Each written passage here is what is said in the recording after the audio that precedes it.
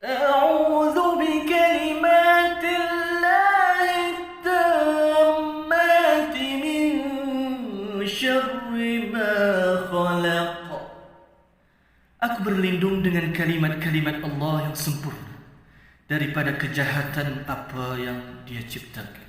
Hai guys, Assalamualaikum. Welcome back to my channel. Kepada yang baru dalam channel aku, terima kasih sudah singgah ke channel aku. Kepada subscriber aku, terima kasih sudah menonton video aku lagi dan lagi. Darkness, my old friend, I've come to talk with you again. Di video kali ni aku nak share dengan korang pengalaman aku yang dah berlaku bertahun-tahun lepas. Sekarang ni baru aku ada keberanian nak cerita dengan korang. Dan pengalaman ni terjadi waktu aku pergi paranormal. Pengalaman ni sebelum ni aku pernah cerita kat korang juga pengalaman macam ni. Tapi pengalaman yang aku cerita kat korang tu pengalaman yang terjadi kat orang lain. Tapi yang ini pengalaman yang aku sendiri hadapi.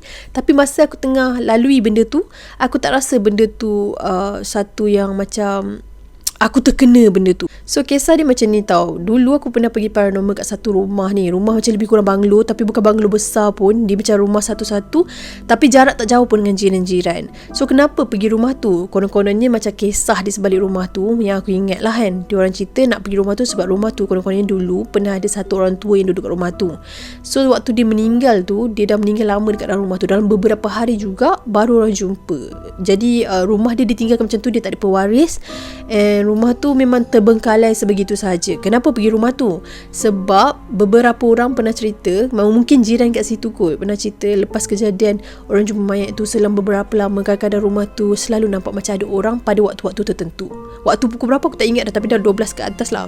Jadi salah seorang pada kawan aku ni, tim paranormal tu, dia yang suggest rumah tu. Dia cakap rumah tu, kiranya sejarah rumah tu macam tu lah, yang korang boleh fikir, oh patutlah nak pergi kan. Sebab selalunya orang pergi ambush mana-mana rumah yang boleh buat paranormal ni kan rumah-rumah yang ada sejarah kisah dia kan.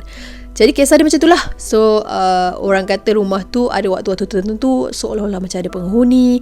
Lepas tu ada orang pernah nampak kelibat owner rumah tu keluar masuk, sedangkan owner tu dah tak ada kan.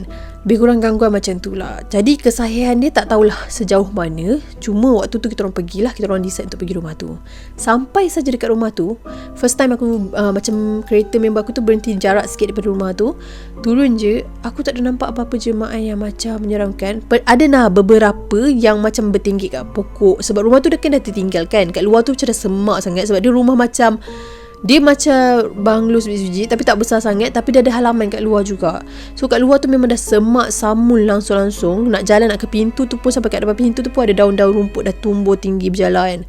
Jadi dekat tepi-tepi tu lah ada nampak macam ada benda yang mendampingi pokok tu, kelibat-kelibat macam tu ada dah nampak. Itu normally kat mana-mana pun ada. Tapi dekat kawasan rumah tu tak ada benda yang heavy pun waktu aku sampai.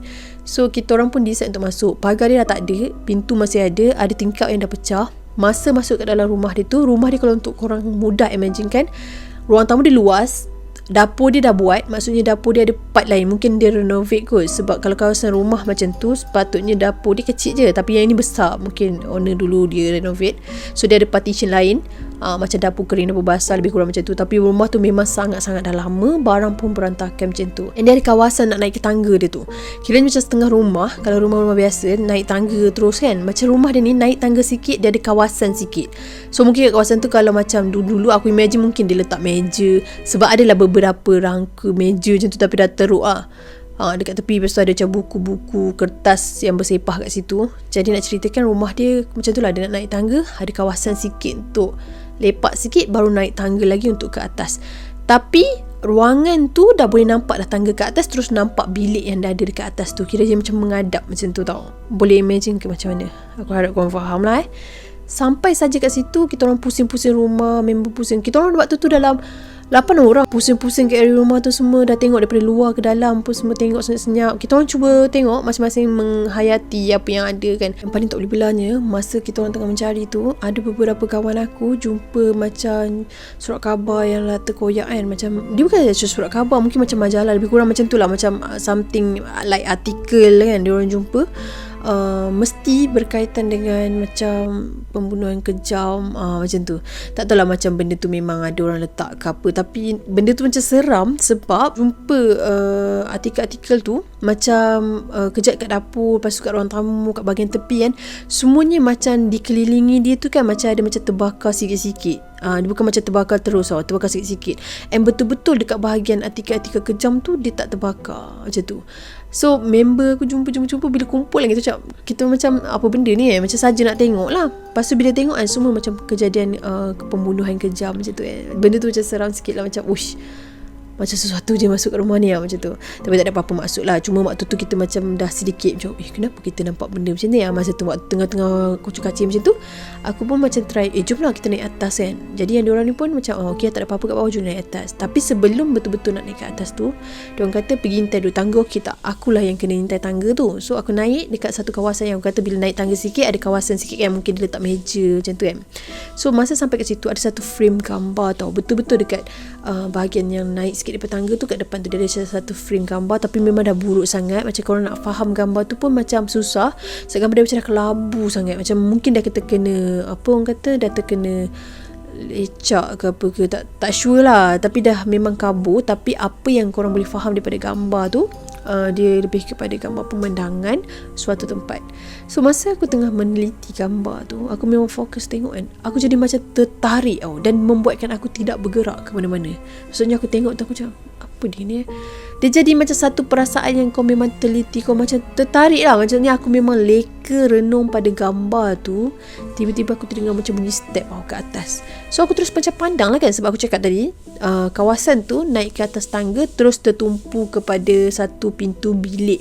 So pintu bilik tu terbuka and tingkap dia dah pecah. Aku nampak betul-betul kat bahagian tepi tu seolah-olah macam ada susuk jelmaan, seperti untuk mudah korang faham macam pontianak. Tapi tak boleh nak cakap kat, tapi lebih kurang macam tu lah. Nampak macam rambut panjang macam tu. Lepas tu muka dia macam buruk sangat-sangat, mata dia macam merah macam tu. So bila aku nampak tu aku macam terkejut, aku terus pandang bawah. Bila aku pandang bawah tu, aku pandang-pandang kat kawan aku buat macam ni.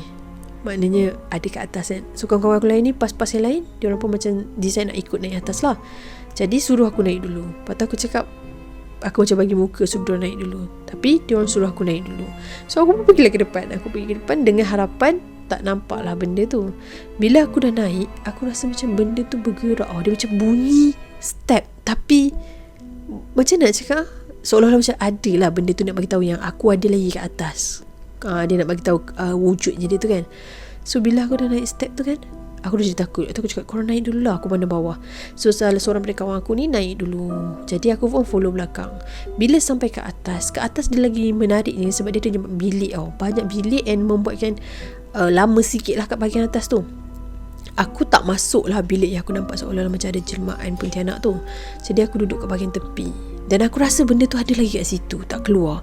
So aku macam fikir, macam mana aku nak beritahu kat kawan-kawan aku yang lain ni, sebab aku takut diorang tersalah langkah ataupun tertegur yang bukan-bukan. Aku tak nak lah benda tu berlaku. Cuma aku tak tahu macam mana cara aku nak sampaikan kat diorang, sebab benda tu dekat belah situ dan kawan-kawan aku semua pergi kat area situ.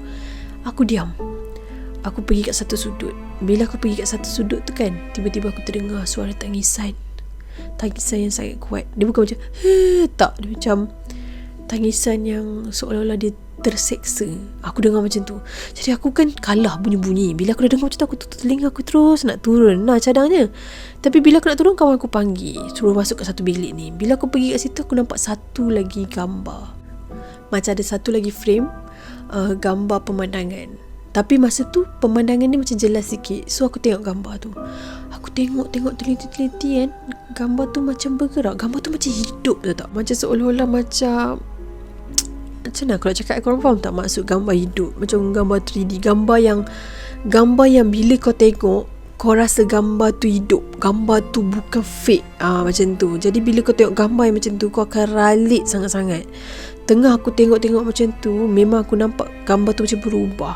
Macam kan ada je gambar yang macam tu kan, tapi gambar ni dia macam berubah dari segi macam dia macam hidup lah, susah aku nak explain. Tapi gambar tu membuatkan aku leka. So bila aku tengok gambar macam tu, aku macam dah tiba-tiba aku dah tersedar, aku macam cepat nak turun. So aku tengok waktu tu keadaan dah sunyi sangat-sangat. Lepas tu kan aku terus turun bawah. Aku panggil lah kawan aku ni, aku panggil seorang-seorang. Seorang pun tak menyaut langsung. Kau tahu tak, masa tu aku seorang. So bila keadaan aku seorang macam tu, aku terus gelabah, aku terus keluar daripada rumah tu. Sampai aku dah keluar tu, aku tengok jalan, aku tengok kereta member aku semua dah tak ada. Dan waktu tu aku sangat-sangat takut. Aku rasa macam, kenapa diorang pergi? Diorang tinggalkan aku ke? Diorang nak game aku ke? Diorang nak prank aku apa-apa ke? Aku macam tu fikir macam tu. So aku cepat-cepat keluar. Sudah mati-mati. Aku memang gelabah sangat-sangat. sangat. So waktu aku keluar daripada kawasan tu, kawasan dia macam panjang lah, kawasan perumahan kan. So macam bila kau lalu, kau tinggal seorang tu, kau tak adalah rasa seram sangat sebab ada rumah-rumah lain. Bukan kawasan yang memang terpencil, memang kau seorang je kat situ. Jadi kau boleh imagine kan perasaan aku. Ya, aku takut pada masa tu, tapi aku lebih kepada takut jenayah. Maksudnya aku takut ada macam pencuri ke penyangap perogol yang aku macam risau keadaan tu, bukan lebih kepada terisaukan ada benda-benda ni ataupun pentianak tadi ke. Aku tak fikir lah tu, aku fikir macam bahayanya, risikonya aku perempuan kan macam tu. So bila aku keluar macam tu, aku cepat-cepat, step aku pun besar kan, aku memang langkah luas habis. Aku memang masa tu aku dah macam mencut carut, sambil mencut carut aku menangis-nangis. Aku cakap macam mana ni, aku tengok handphone tak ada line, padahal sebelum kita masuk tu aku baru je WhatsApp kat kawan aku, macam aku beritahu aku berapa lama nak pergi macam tu kan. Maknanya ada line kat situ, bukan kata sekadar ada line je, WhatsApp pun boleh guna waktu tu. So bila aku keluar dan aku gelabah, aku tengok line langsung tak ada, kosong. Memang offline langsung kan. Macam aku pelik, kenapa jadi macam tu. Aku banyak kali off on handset aku, memang still tak ada line. So aku rasa macam waktu tu aku tak fikir lagi macam oh ni gangguan macam mana yang pernah kena kat kawan aku sebelum ni. Aku tak fikir macam tu. Aku macam fikir oh kawan aku nak game aku ke, oh handset aku problem. Aku pun terus berjalan dengan harapan macam kawan aku datang ambil aku. Lagi satu dalam fikiran aku, kalau aku sampai kat kawasan lapang kejap lagi, handphone aku okey, aku nak call kawan aku untuk kawan aku pick up. Macam tu aku fikir macam tu kan. So aku macam dah ada plan aku lah dalam kepala otak aku ni. Aku fikir sambil aku jalan tu, aku menangis. Aku takut kan. Aku tengok, aku tunduk-tunduk. Aku takut lah macam kalau ada kereta lalu, motor lalu. Aku takut lah bila orang nampak aku seorang kan. So aku terus jalan. Aku jalan tu.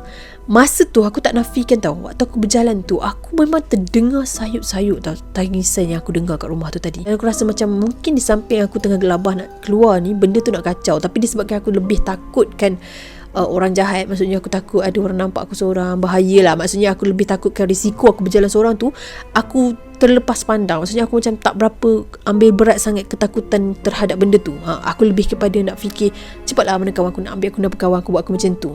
Jadi waktu aku jalan tu, aku memang aku ingat lah aku dengar tangisan tu, tapi aku abaikan. Kiranya ketakutan aku terhadap benda tu dah menipis, ketakutan aku terhadap manusia tu yang lebih tinggi. So aku terus jalan. Aku macam terberhenti sekejap disebabkan aku rasa macam tiba-tiba suasana perjalanan aku tu sunyi. Kiri kanan tu macam tak dengar. Sebelum tu dengar macam bunyi cengkerik apa semua kan. Tapi kiri kanan aku seolah-olah macam sepi. Masa tu baru aku terdetik, janganlah aku termasuk alam satu lagi. Macam mana aku nak keluar kan. Aku fikir macam tu. Sebab dulu kan aku macam pernah cerita kat korang yang kisah aku pernah berkawan dengan satu nenek tu kan. Aku takut aku termasuk alam satu lagi. So masa tu lah aku cepat-cepat tersedar. Aku tersentak. Masa tu lah aku istighfar banyak-banyak. Aku tutup mata kejap, aku buka mata kejap. Aku ambil nafas, maksudnya aku tarik nafas. Aku memang relax kejap waktu tu. Lepas tu aku keep jalan. So nak dijadikan cerita, kejadian ni bila decide kawan aku pula, rupa-rupanya mereka ni sebenarnya dah lama. Maksudnya bukan sekejap bila aku tenung gambar kat rumah tu, diorang terus belah tinggal aku nak nanya aku. Tak, diorang ni sebenarnya dah lama pusing-pusing kat rumah tu, dan aku still masih tatap gambar yang aku cakap tu. Aku je yang tengah stay kat situ. And diorang kata macam masa tu memang aku tengok lama, and kiranya macam boleh tahan lama jugalah kat rumah tu. Selalu orang pergi paranormal, mana duduk lama-lama dalam satu rumah kan. Tapi nak ceritakan masa tu memang dah cukup limit dah. Sepatutnya memang kita gerak semua sepatutnya. Tapi aku kat situ, dan diorang beranggapan masa tu aku dah keluar. So diorang nampak dah aku punya perjalanan untuk ke kereta tu. Kira kawan-kawan yang lain ni memang dah nampak dah pergerakan aku. Semua nampak aku. Kiranya diorang nampak jemaah seperti akulah naik kereta. And diorang gerak memang cukup. Maksudnya bila kereta nak bergerak, salah seorang memang kira, okey kereta ni berapa orang, kereta tu berapa orang, okey dah cukup, so kita gerak macam tu. Macam biasalah kalau kita orang pergi paranormal, memang kita orang akan hitung macam tu lah kan keadaannya, sebab tak nak ada yang tertinggal. Sebab dulu pernah ada kes kawan aku tertinggal kan. So bila diorang gerak tu semua, diorang dah kata dah aku macam dah lain. Tapi diorang macam anggap macam oh nanti kot aku akan cerita benda tu kat diorang. Sebab aku selalu macam tu, bila pergi mana-mana tempat aku akan diam dulu. Nanti bila dah sampai satu tempat dah terbuka, baru aku, kalau aku ceritalah. Kalau aku tak cerita selama beberapa hari kejadian tu, baru aku cerita kat diorang kan. So diorang dah faham dah style aku. Kalau pergi memang aku akan diam tu, bermakna aku ada nampak sesuatu dan aku simpan sesuatu cerita. Jadi diorang tak tanya banyak lah. So dalam kereta tu diorang kata diorang nampak aku tu senyap je. Sampailah satu part tu diorang nak pergi petrol pump, diorang turun.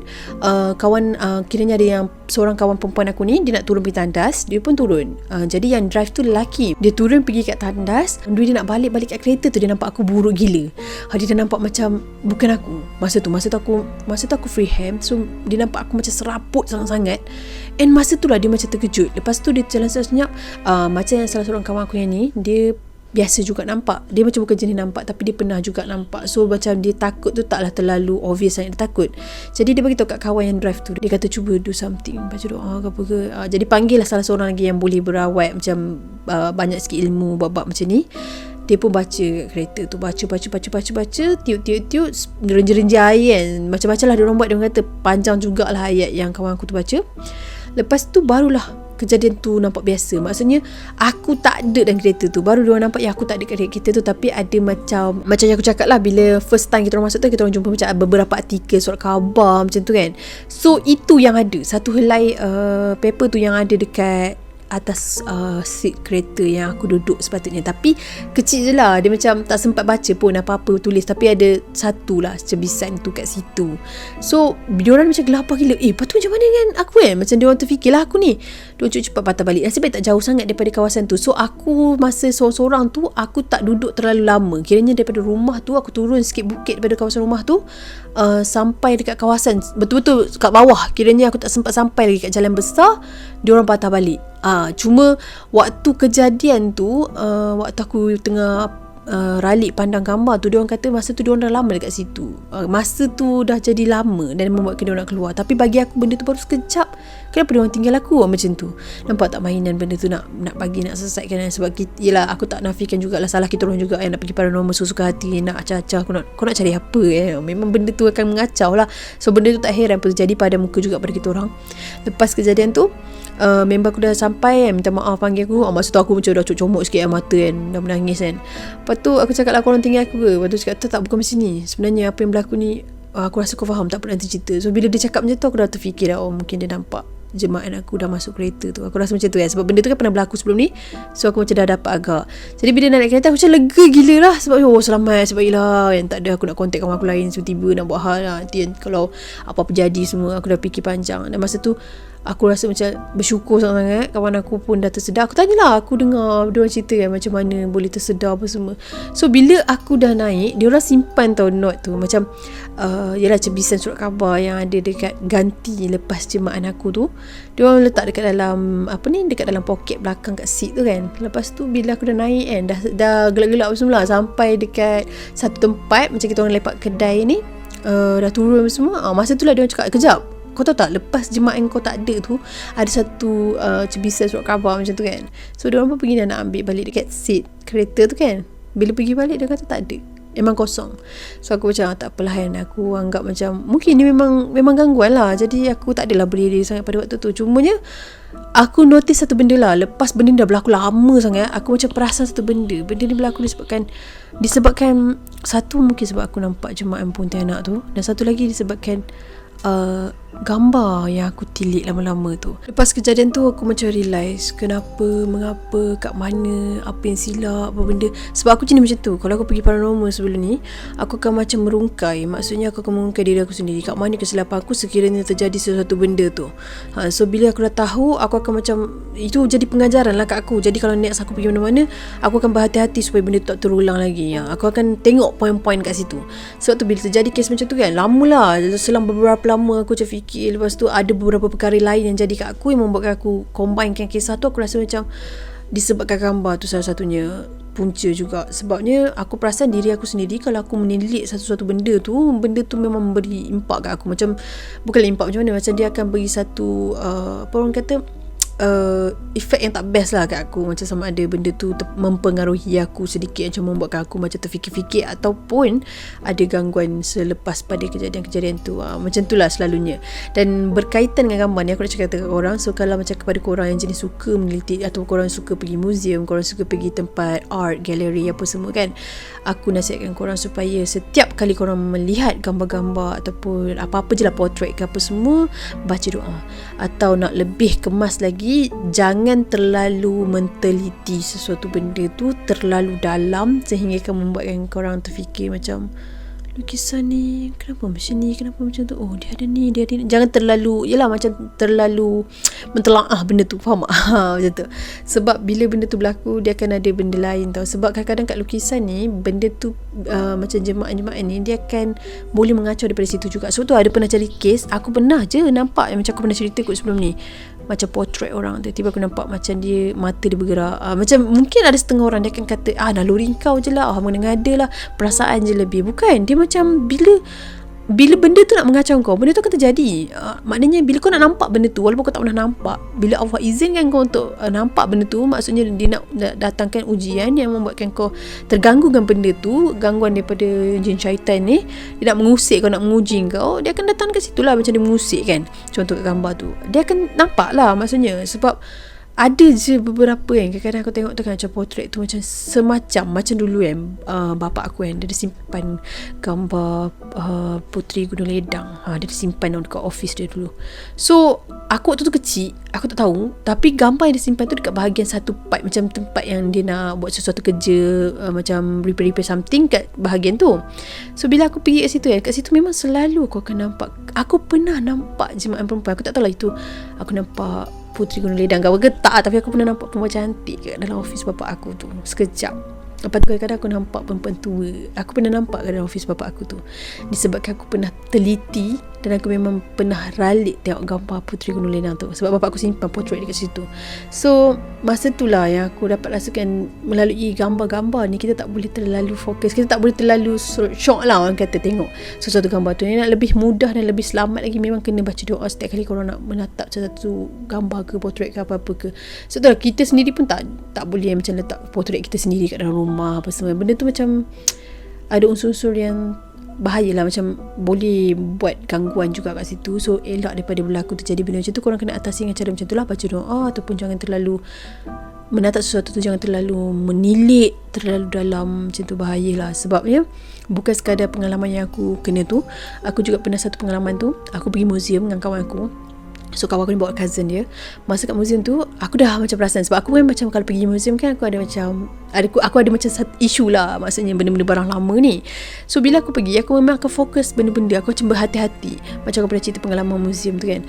So masa aku pergi dengan kawan aku tu, dia bawa cousin dia, itu first time cousin dia pergi kat situ. Jadi ada sekali tu, ada satu part tu tengah-tengah kita orang berpecah, aku pun pergi dekat cousin kawan aku tu. Aku tengok dia tengah menteliti satu gambar, macam gambar lama. Kat situ memang part bahagian gambar lama, orang dulu tengah menuai padi macam tu kan. So dia menteliti gambar tu, dia macam terdiam macam tu kan. Lama sangat. Mula-mula aku biar je, aku anggap macam mungkin dia nak tengok salah satu lukisan, atau mungkin dia penggemar lukisan kan. Aku pun buat tak tahu. Pusing beberapa kali aku tengok dia masih kat situ. Aku rasa macam ini memang tak logik, sebab usia-usia aku takkan se-obses itu dia terhadap gambar apa semua kan. Aku macam tengok balik, aku pun pergilah sekadar nak tegur. Aku pun pergi, "Weh, tengok apa?" Dia tak bergerak langsung, dia masih leka macam tu, dan muka dia nampak sangat berubah. Dan aku rasa macam dia ni macam dah ke alam lain je. Lepas kejadian aku tengok dia terlalu ralik tu, aku tegur dia sekali, dia macam dah tetap sama je kan. Aku pun macam, "Pika, kau okey tak? Oi, lamanya pandang." Aku pun tas-tas dia macam tu kan. Lepas tu baru dia macam dia tersedar, dia tengok aku. Dia macam mata dia dah berlingkar air mata. Dia macam seolah-olah satu tarikan nafas yang seolah-olah dia macam sebelum ni di kat tempat lain macam tu. Dan aku pernah lalui benda tu. Aku dapat rasakan ke dia kena macam tu kan. Tapi aku tak tahulah pula dia jenis macam tu, sebab sebelum ni kawan aku tak adalah cerita cousin dia ni nampak ke apa ke. So bila dia kena macam tu, depan aku kan, mata dia macam dah berlingkar air mata. Lepas tu aku cakap, "Kau okey tak?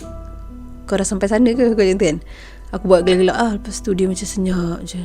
Cuma dia tu, dia diam je sampailah kita orang kat kedai makan. Dia diam. Sampailah kita orang dah balik, pergi rumah kawan aku tu. Kat dalam rumah tu kita orang duduk satu bilik. Tiba-tiba dia macam tegur aku. Dia cakap, "Tadi macam mana boleh tegur? Macam mana reaction dia? Apa yang dia buat? Berapa lama dia tengok gambar tu?" Dia cakap kat aku. Lepas tu aku cakap, "Benda-benda macam ni normal je. Kalau ikutkan, ada je orang yang nampak sampai dia terbau-bau kat dalam lukisan tu." Macam tu kan. Lepas tu tiba-tiba dia pegang tangan aku. Dia cakap itu, "Itulah yang Pika nampak tadi dia tu. Pika rasa macam ada benda tak kena. Pika nampak real orang menuai padi semua. Dan Pika rasa macam Pika ada kat kawasan tu dia tu." Tapi dia alhamdulillah dia tak kena kacau yang macam orang kata dia termasuk kalau suatu dia nampak perangan ke apa ke semua. Tak, dia just nampak suasana dalam gambar tu. Lepas tu aku cakap, "Oh ya ke? Masa tu dalam berapa lama aku cakap tu kat dia."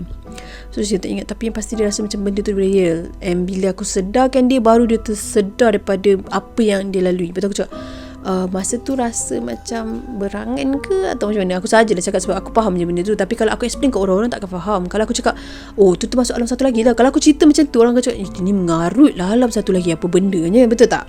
So aku macam, ada ke tengah berangan ke apa? Tak, Pika memang rasa real sangat. Pika nampak, Pika dengar jelas. Pika tak rasa pun macam Pika kat museum. Dia tu. Bila aku dengar macam tu, tapi lah Alhamdulillah dah tak tersedar apa semua. Nasib baik lah. Kalau tidak, entah macam mana jadikan kau pingsan ke apa semua tadi. Macam mana aku buat gelabah macam tu kan. Itulah dia cakap tu. Lepas tu dia diam. Memang lepas kejadian tu, kira 2 hari lah aku dengan dia. 2 hari tu dia senyap, dia tak cakap apa-apa dengan cousin dia. Maksudnya dengan kawan aku pun dia tak bercakap apa semua. Sampailah balik dia macam satu benda yang dia tak pernah lalui benda tu. Dan satu benda yang dia rasa macam, kenapa benda tu boleh berlaku dia macam terfikir-fikir. So aku tak tahu lah keadaan dia lepas pada tu. Tapi dia normal je lah, lifestyle dia okey je. Cumanya pada waktu tu yang membuatkan dia terfikir. Sebab benda yang tak pernah kita lalui tiba-tiba terjadi kan. Mestilah satu benda yang merisaukan, merungsingkan, buat kita macam terfikir kenapa aku macam tu kan. So itulah dia pengalaman berkaitan dengan benda ni. Dan apa yang aku pesan tadi tu, jangan be serius sangat. Sebab bukan semua orang yang kena benda macam ni. Cuma apa yang aku nak sampaikan kat korang tu macam kesilapan aku kan. Aku suka menteliti suatu benda tu. Even jangan kata benda je, macam orang pun aku suka. Macam bila orang tu bercakap, aku suka teliti. Aku jenis suka yang meneliti satu benda tu. Tapi bagi aku manusia tu tak apalah. Sebab kita bukannya, maksudnya kita bukannya macam akulah, aku nilai orang semua. Tak, aku bukan nak itu. Dan bukannya aku tengok orang teliti orang tu, aku nak tengok apa kejahatan dia, apa kebaikan dia. Tak ada langsung niat aku itu. Cumanya hingga aku meleleh. Sorry. Cumanya aku suka memerhati sesuatu benda tu terlalu lama. Jadi itulah habit yang tak berapa bagus. So korang jangan buat benda macam tu. Macam aku cakap lah, kalau orang tengok gambar, portrait apa semua, nak bila random person nak jual, tiba-tiba nak jual gambar ataupun nak jual album ataupun apa je yang berkaitan dengan lukisan, berhati-hati. Sebab kita tak tahu niat orang. Yang tu paling penting lah. Bukan kata niat orang je, kadang-kadang benda tu pun menumpang kat situ. Dia dekat gambar ni macam, aku tak tahulah macam mana nak explain. Tapi banyak kali jugalah berkaitan dengan gambar yang mesti ada terkait dengan benda-benda gangguan ni. Tapi bukan semualah. Itu mungkin aku je ke, ujian kat aku je ke, aku tak tahulah. Tapi itulah pesanan aku. So kena berhati-hati. Kita nak tercermin, kena baca doa. Kita nak tengok sesuatu benda macam benda yang kita tak tahu kan daripada mana asal usulnya. Kita kena sertakan dengan doa dulu buat apa benda. Sebab itulah kita sangat-sangatlah digalakkan bila apa kita nak buat, apa-apa je kita nak buat, kita kena start dengan bismillah sahaja. Bismillahirrahmanirrahim. Itu pun sangat-sangat dah membantu, sangat-sangat dah protect diri kita.